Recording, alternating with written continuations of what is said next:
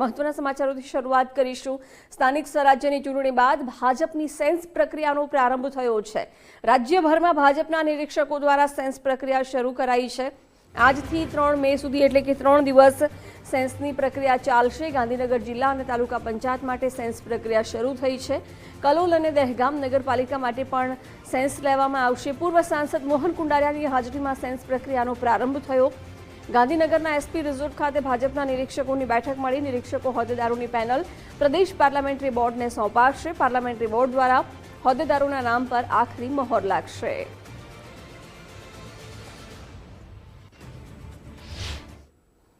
રાજની સંસ્થાઓમાં ભવ્ય જીત બાદ ભાજપ હવે હોદ્દેદારોની પસંદગી પ્રક્રિયાનો પ્રારંભ કરી રહી છે અને આજથી 3 દિવસ પ્રદેશ ભાજપના નિરીક્ષકો અલગ અલગ જિલ્લા પંચાયત, તાલુકા પંચાયત, નગરપાલિકા અને મહાનગરપાલિકાઓની અંદર સેન્સ પ્રક્રિયા માટે પહોંચી રહ્યા છે। ગાંધીનગર જિલ્લા પંચાયત, ગાંધીનગર ઉપરાંતની જે અન્ય સંસ્થાઓ, તાલુકા અને નગરપાલિકાઓની સેન્સ પ્રક્રિયા માટે અત્યારે હાલ સેન્સ પ્રક્રિયા ચાલી રહી છે। મોહનભાઈ કુંડારિયા અને અન્ય જે નિરીક્ષકો છે તે સેન્સ પ્રક્રિયા દરમિયાન જે ઉમેદવારો છે તેમને સાંભળી રહ્યા છે। મોહનભાઈ સાથે વાત કરીશું। મોહનભાઈ, પહેલા તો આ જ સ્થળે આપ ઉમેદવાર પસંદગી માટે પહોંચ્યા હતા અને એવા ઉમેદવાર પસંદ કર્યા કે હવે હોદ્દેદાર પસંદગી પ્રક્રિયાનો પણ તમને લાભ મળી રહ્યો છે। કઈ રીતની આ સેન્સ પ્રક્રિયા હશે અને ક્યાં સુધીમાં પૂર્ણ થશે અને શું ક્રાઇટેરિયા ધ્યાનમાં રાખવામાં આવી રહ્યા છે? ખાસ કરીને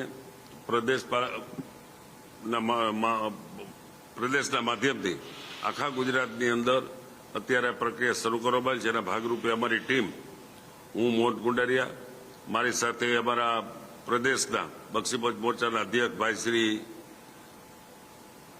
માનસીભાઈ અને અમારા જૂનાગઢના નગરપાલિકાના પૂર્વ મેયર બેન શ્રી આદ્યશક્તિબેન, અમારી 3ની ટીમ આવી છે અને પ્રદેશની ગાઈડલાઈન મુજબ અહીંના અમારા ચૂંટાયેલા પ્રતિનિધિશ્રીઓ અને પ્રદેશ અમારી અહીંની ટીમ બધાને સાંભળીને જે કાંઈ નામો આવશે એ પ્રદેશ પાર્લામેન્ટરી બોર્ડમાં મોકલવામાં આવશે। આખરી નિર્ણય પ્રદેશ પાર્લામેન્ટરી બોર્ડના માધ્યમથી લેવામાં આવશે। 3 લોકોની પેનલ બનશે કે શું પ્રક્રિયા જેમ ઉમેદવારની હોય છે તેમજ 3 નંબરની પેનલ તો બનશે, પણ એ સિવાયના કોઈ પણ દાવેદાર હશે એના નામ પણ પ્રદેશ સુધી પહોંચાડવામાં આવશે। પૂર્વ મેયર બેન છે, બેન, મહિલાઓ માટે પણ અનામત સીટો હોય છે અને ખાસ મહિલા તરીકે આપ પ્રતિનિધિત્વ કરો છો।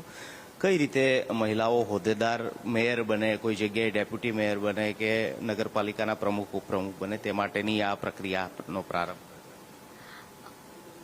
આ પ્રક્રિયા દરમિયાન અહીંયા જ્યાં પણ મહિલા ઉમેદવાર આવતા હશે એમના એ ચાહે મેયરમાં હોય, પ્રમુખમાં હોય કે અન્ય હોદ્દાઓ હોય, એ હોદ્દાની પસંદગી અત્યારે ઓલરેડી અમે 3 નિરીક્ષકો સાથે બેઠા જ છીએ અને બહેનોને પણ સાંભળી રહ્યા છીએ।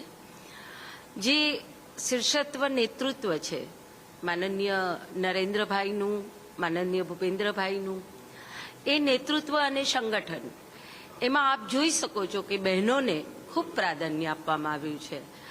અનેકવિધ યોજનાઓ એવી છે જે બહેનોલક્ષી છે અને બહેનોને ભારતીય જનતા પાર્ટીમાં એક માનસભર રીતે પોતાનું જે નેતૃત્વ છે એ નેતૃત્વ પુરવાર કરવાની એક તક આપવામાં આવે છે।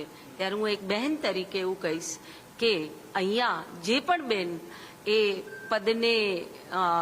પદની ગરિમા સાથે એ પદને નિભાવી શકશે, બહેનોના ને ચોક્કસ તક મળશે અને બેન પોતાના નેતૃત્વને પુરવાર કરી શકશે।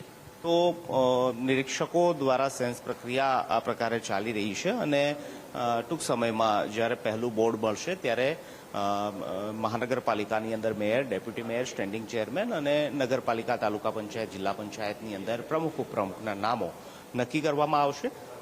પાર્લામેન્ટરી બોર્ડ પણ મળવાની છે અને નિરીક્ષકો અહીંથી નામો લઈને પાર્લામેન્ટરી સમક્ષ રજૂ કરશે। કેમેરામેન લાલા બરવાડ સાથે નિકુંજ જાની, ગુજરાત ફર્સ્ટ, ગાંધીનગર।